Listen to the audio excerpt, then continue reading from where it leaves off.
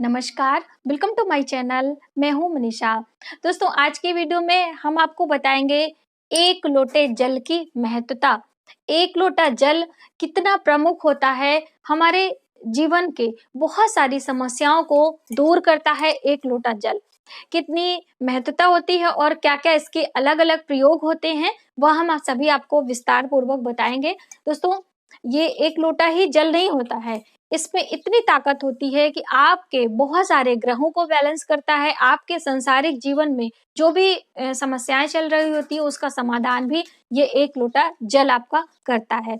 लेकिन इसके प्रयोग के अलग-अलग तरीके होते हैं, अलग-अलग इसके नियम भी होते हैं। तो आज की वीडियो में हम आपको यही बताएंगे कि किस तरीके से इस जल का आप ज़्यादा से ज़्यादा लाभ ले सकें। तो आप ये वीडियो पूरा एंड तक देखें और ध्यान से देखें। दोस्तों, हम वीडियो में छोटी-छोटी जानकारी आपको देते हैं, इसलिए हमारी वीडियो थोड़ी-सी लॉन्ग हो जाती है, जिससे आप लोगों को काफ़ी लोगों को देखने में परेशानी भी होती है।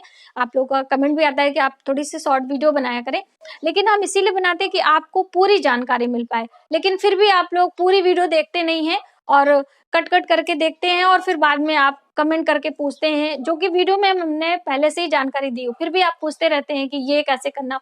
तो देखिए, आप पूरी वीडियो ध्यान से देखा करें, बीच-बीच में आप ऐसे कमेंट ना किया करें प्लीज। यदि आप ज्योतिषी सलाह चाहते हैं तो इस व्हाट्सएप नंबर पर कांटेक्ट करके आप अपनी बुकिंग करा सकते हैं और अपने कुंडली का आकलन करवा सकते हैं, अपने सभी समस्याओं का समाधान पा सकते हैं। तो चलिए इस एक लोटे जल की महत्वता समझते हैं। दोस्तों, एक लोटा जल, जैसे कि ये पात्र है, तो आप कोई भी पात्र ले सकते हैं। कहने का अर्थ है आपके पास चांदी का पात्र हो ये भी ले सकते हैं, या फिर आप मिट्टी का पात्र ले सकते हैं। छोटा सा भी पात्र ले लें, बड़ा ले लें, जो भी आपको सुविधा हो उस तरह से आप लें। या आप कोई लंबी बीमारी से जूझ रहे हैं, आप काफी दिनों से दवाइयां कर करके थक गए हैं और आपको उस दवाइयों का कोई असर नहीं नजर आ रहा है और आप बिल्कुल बीमार होते चले जा रहे हैं, तब ये उपाय आप करें, बहुत ही लाभप्रद होता है।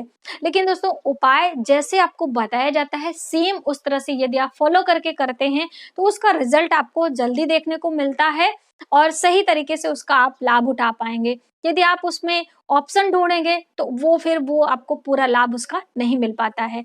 तो आपको करना क्या है, यदि आप ज्यादा बीमार हैं तो आपके कोई सगे संबंधी हो, आपका पुत्र हो, आपकी पत्नी हो, वो भी ये उपाय कर सकती हैं। तो करना क्या है कि जो भी व्यक्ति बीमार है, जहाँ पे वो लेटा है, चारपाई है, पलंग है, कोई भी है, आप एक लोटा जल लें और उस जल में आप थोड़ा-सा कच्चा दूध डालें। लेकिन ध्यान रखें कि तांबे के पात्र में आपको दूध का इस्तेमाल नहीं करना होता है। इसके स्थान पे आप काँसे का पात्र ले सकते हैं या फिर आप जो है स्टील का भी पात्र ले सकते हैं। इस तरीके से उसमें कच्चा दूध डालें और 1 लोटा जल लें।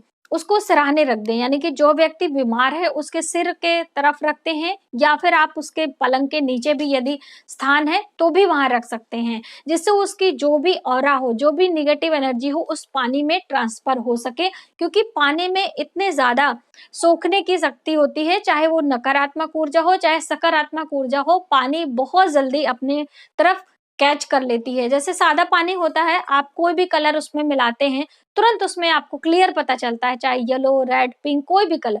उसी तरीके से आपकी जो ऊर्जाएं होती हैं, चाहे वो सकारात्मक ऊर्जा हो, चाहे नकारात्मक ऊर्जा हो, तुरंत वो अपनी तरफ खींच लेती है। इसीलिए पानी का प्रयोग अलग-अलग तरीके से हम करते हैं, तो उसका हमें अलग-अलग तरीके से लाभ मिलता है। तो आप उस पानी को, कच्चे दूध मिले पानी को जल पात्र भर के आप वहाँ पर रखें और सुबह सवेरे जब सूर्योदय नहीं हुआ रहता है तभी आप यह कार्य करेंगे। और उस समय इसलिए किया जाता है सुबह सवेरे, क्योंकि बहुत सारी जो शक्तियाँ हमारे वातावरण में विद्यमान होती हैं, जैसे बहुत सारे लोग उठे नहीं होते हैं, सभी ज़्यादा सोए होते हैं, बहुत सारे जीव-जंतु जो होते हैं वो भी सोए होते हैं। तो इसलिए यदि आप सुबह सवेरे करते हैं तो इसका प्रतिफल आपको जल्द देखने को मिलेगा। ये जल आप उठाएँ और सीधा, ना आपको नहाना है, ना धोना है, कुछ भी नहीं करना है। आपको पहले इस जल को किसी कीकर के पेड़ में आपको डाल के आना है, यानी कीकर का जो वृक्ष होता है उसकी जड़ में आपको ये जल डालना है और इसे लगातार 21 दिनों तक ये कार्य आपको करना है। कितनी भी असाध्य बीमारी हो, आप बहुत दिनों से परेशान हैं, तो ये उपाय एक बार आप ज़रूर करें। कीकर का पेड़ को बबूल का पेड़ भी कहा जाता है। बबूल के पेड़ का जो है जो गोंद होता है उसे यूज में लाते हैं, काफी हेल्दी भी होता है, मार्केट में काफी कॉस्टली भी मिलता है। जब भी हम गोंद का लड्डू वगैरह बनाते हैं तो कीकर के गोंद निकलता है। और कोई जो बड़े बुजुर्ग होंगे वो आपको बताएंगे कि कीकर का पेड़ आपको कहाँ पे मिलेगा। सुनसान इलाके में रहता है, जंगली इलाके में ज्यादातर आपको ये पेड़ मिल पाए। आप ये प्रयोग एक बार जरूर करें, लेकिन बस ध्यान दें कि आपको कोई टोके नहीं, क्योंकि कोई भी जो उपाय होता है ना एक प्रकार का टोटका होता है।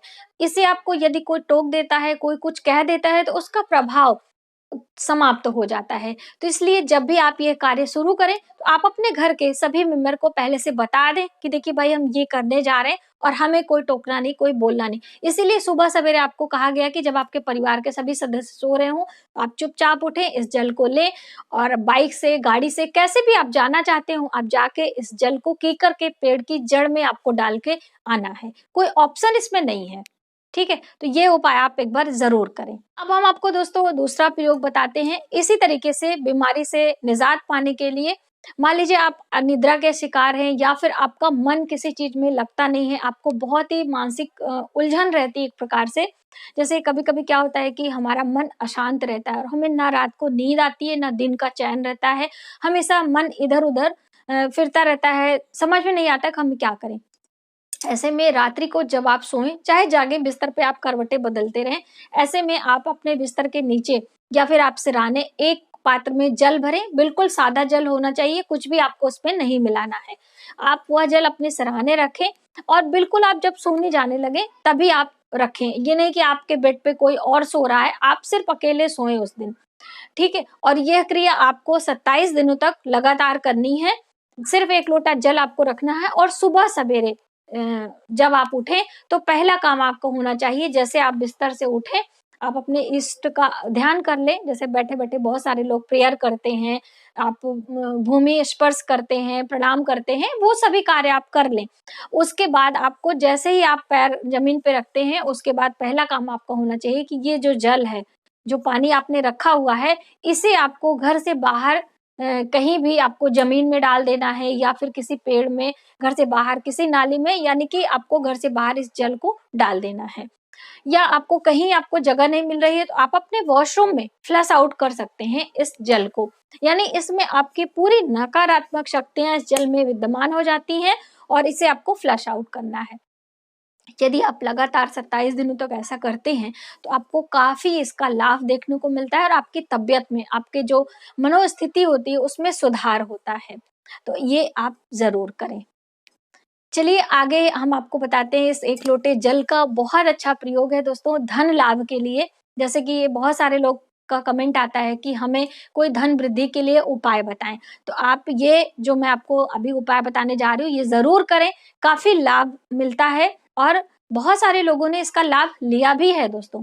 तो आपको करना क्या है कि एक पात्र में आपको जल भरना है और ये कार्य आपके जो घर की बड़ी बुजुर्ग महिला हो ना वो करेंगी तो ज्यादा लाभ मिलेगा। अब इतनी बुजुर्ग ना हो कि बिल्कुल आप बिस्तर पे लेटे हो और उनसे आप कराएंगे, यानी कि चलते फिरते हो, स्वस्थ हो, तो आप उनसे कराएं। घर की बड़ी मेंबर को आपको करना है इसे। रात्रि के समय जैसे मैं आपको हमेशा बताती हूँ कि अपनी रसोई को, अपने किचन को साफ रखना चाहिए। रसोई में आपको कभी भी जूठे बर्तन नहीं रखना चाहिए। मान लीजिए आप जूठे बर्तन नहीं धो पा रहे हैं, किसी की हेल्प लेते हैं, तो आप उस बर्तन से जूठा निकाल के एक बड़े से पात्र में भर के पानी डाल के आप अलग हटा के रख दें। जो वो पानी आप डालते हैं बर्तन के अंदर से जो नेगेटिव एनर्जी निकलती है वो उस पानी में ट्रांसफर हो जाती है, फिर वो पानी आप गिरा के और अपने बर्तन को साफ कर लेते हैं, ऐसा करते हैं। तो जब आपका किचन बिल्कुल क्लीन हो जाता है, रात्रि को बिल्कुल सोते समय जो भी आपको ये उपाय करनी है ना, बिल्कुल सोते समय आपको करना है। तो आप किचन में एक पात्र में जल भर के रखें, किसी भी पात्र में आप रख सकते हैं ये जल। और यदि जैसे कि किसी शुद्ध पात्र में आप रखते हैं तो उसका अच्छा प्रभाव आता है, इसलिए आपको लोटे का उपाय बताया जाता है। तो उस जल को भरें और सुबह सवेरे जितने भी कार्य है ना, आपको नहाने धोने की जरूरत नहीं है। जो कीकर के पेड़ में जल डालना, उसमें भी आपको नहाने धोने की आवश्यकता नहीं है।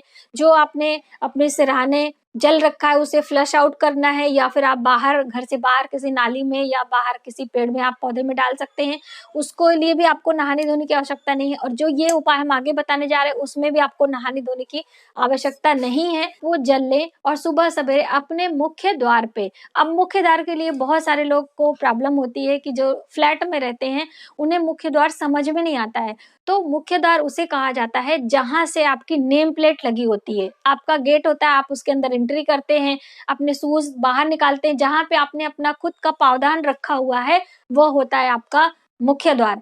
आप मेन गेट पे ना जाइए, जहां पे गेट कीपर होता है वहां से एंट्री करते हैं, वो नहीं होता है। आप अपने घर के मुख्य द्वार पे, जहां पे आपका नेम प्लेट लगा है वहीं पे नीचे वो होता है आपका मुख्य द्वार। तो उसे सुबह सवेरे वॉश करना है, धोना है। तो अब आप झाड़ू लेके वहां पे झाड़ू नहीं लगा सकते हैं, क्योंकि भाई अगल बगल और भी लोग होते हैं और वो पानी आप कहाँ लेके जाएंगे। तो ऐसी दशा में आपको करना क्या है कि आप उस जल से, जो आपने जल लोटे में भर के रात्रि को रसोई में रखा है, उस जल को आप वहां पे थोड़ा सा जल डालें और हाथों से, हल्का सा हाथ से सो फैलाते हुए पूरे आपको दरवाजे के मुख्य गेट पे ऐसे एक प्रकार से, जैसे हाथों से उस पानी को आगे बढ़ाते जाएं, इस प्रकार से आप धो दें। और एक साफ कपड़ा लेना है, पोछे वाला कपड़ा आपको नहीं इस्तेमाल करना है जो कि आप अपने घर में पोछा लगाते हैं। शुद्ध साफ कपड़ा ले लें, कोई भी कपड़ा होगा जो भगवान के जैसे यूज करते हैं, या फिर आपने कभी चौकी पे बिछाया है वो भी कपड़ा आप ले सकते हैं। उससे पूरा पानी आप सुखा सकते हैं। जैसे आपको प्रॉब्लम होगी कि आप धोते नहीं हैं, तो इस तरीके से आप उस पानी को सुखा दें। बस इस तरह से आप करें और माता लक्ष्मी का स्मरण करें। यदि आप लगातार इसे 43 डेज कर ले जाते हैं तो आपके घर में माता लक्ष्मी की कृपा बनी रहती है। और यदि आप ज्यादा लाभ लेना चाहते हैं तो आप नहाने के बाद ये क्रिया आपको बिना नहाए धोए करनी है, और ज्यादातर हो सके तो बिना किसी से बात किए भी आप इसे करें।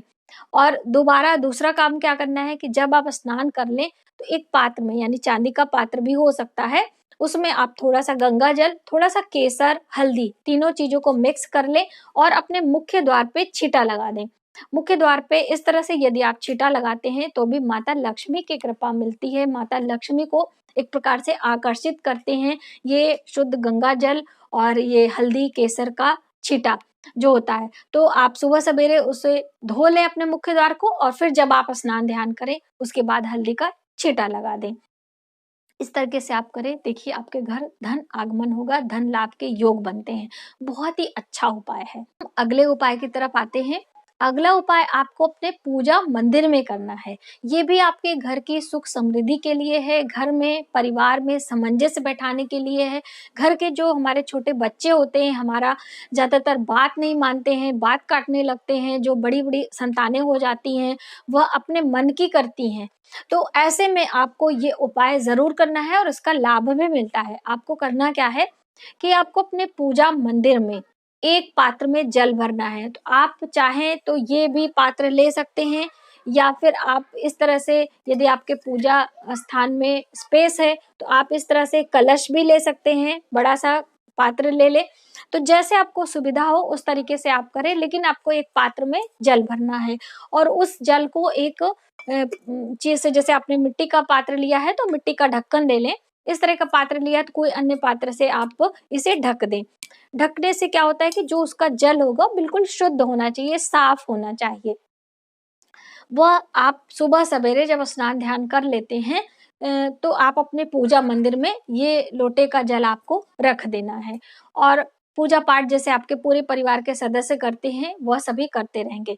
दूसरे दिन, नेक्स्ट डे, उस जल को आपको उठाना है और दूसरा जल वहां पे दूसरे पात्र में आप ले सकते हैं। कोई जरूरी नहीं कि एक ही पात्र इस्तेमाल करें, दूसरे पात्र में आप जल भर के रखें और जो पुराना अपने पात्र में जल भरा हुआ है उस जल को थोड़ा सा लेके पहले पूरे घर में आपको छिड़काव करना है। उसके बाद बाकी बचा हुआ जो जल है उसे शुद्धता से आपको रसोई में रखना है। आप अपनी रसोई में जब आप आटा गूंथते हैं या फिर आप खाना बनाते हैं उस जल का आप इस्तेमाल करें। दोस्तों वो जो जल होता है बहुत ही पॉजिटिव एनर्जी से भरा हुआ होता है, क्योंकि आपके घर की, आपकी जो पूजा मंदिर की पूरी सकारात्मक ऊर्जा होती है उसमें ट्रांसफर हो जाती है। जितने भी मेंबर आपके घर के उस पूजा मंदिर में पूजा पाठ करते हैं, मंत्रों का उच्चारण करते हैं, धूप दीप जलाते हैं, वो सभी सकारात्मक ऊर्जा उस पानी में ट्रांसफर हो जाती है। और फिर आप इस जल से आप पूरे घर में जब छिड़काव करते हैं और फिर उस जल का इस्तेमाल आप भोजन बनाने में करते हैं, तो उसका काफ़ी लाभ मिलता है। ऐसे में आपके घर से नकारात्मक ऊर्जा तो जाती ही है। उस भोजन का प्रयोग हम अपने बच्चों को कराते हैं, अपने हस्बैंड को कराते हैं, हमारे पूरे फैमिली करती है, तो हमारा स्वास्थ्य तो अच्छा रहता है, हमारा मन मस्तिष्क शांत रहता है, काफ़ी लाभ मिलता है। तो इस तरीके से ये प्रयोग आप ज़रूर करें। प्रतिदिन आपको पानी रखना है, जो रात्रि में रखना है उसे अपनी रसोई में इस्तेमाल करना है, बाकी थोड़ा-सा जल आपको पूरे घर में छिड़काव करना है, लेकिन वॉशरूम आपको छोड़ देना है। वॉशरूम में आपको छिड़काव नहीं करना है, आप बालकनी में भी कर सकते हैं, छत पे भी कर सकते हैं।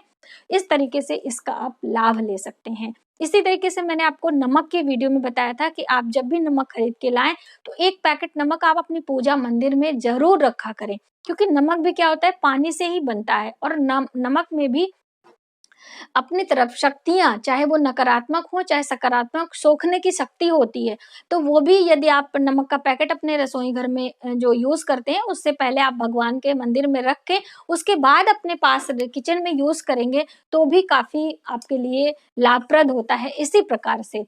तो आप इस जल का प्रयोग एक बार ज़रूर।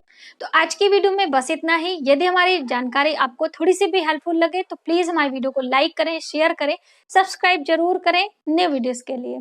Thank you.